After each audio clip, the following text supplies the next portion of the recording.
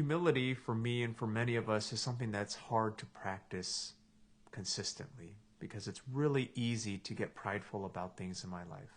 Sure, prideful about things that I'm I might be good at, or prideful in ways that I think that I don't need God. And that happens quite a bit, but also prideful in ways that I can be kind of self-pitying. I can say, oh, woe is me. My life is this way or that way, and I've got it so bad.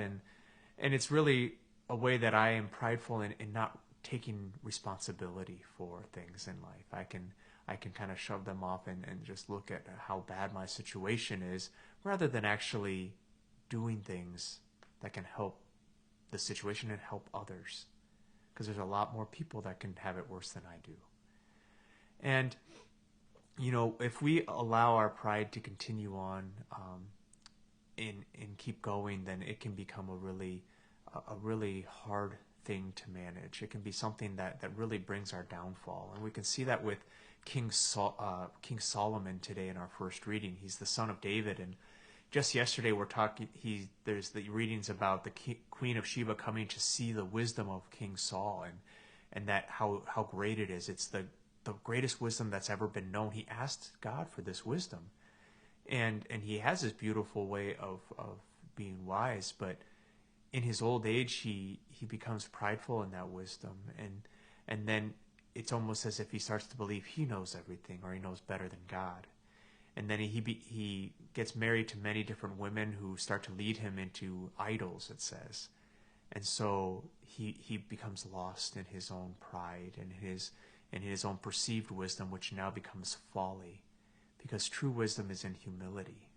True wisdom is being a follower of Jesus, not trying to lead Jesus the way that we want him to be led. And a true humility also means that we endure things in this life with the knowledge that God has a plan that's greater than what we know.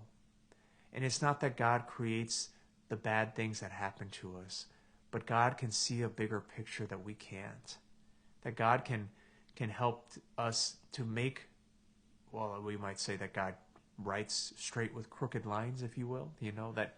That terrible or bad things that happen in this life, with our willingness to be humble before God, can be turned into things that are beautiful. And so today, let's ask the Lord for the gift of humility and ask him continually for it. I know it's something that I need to ask for today.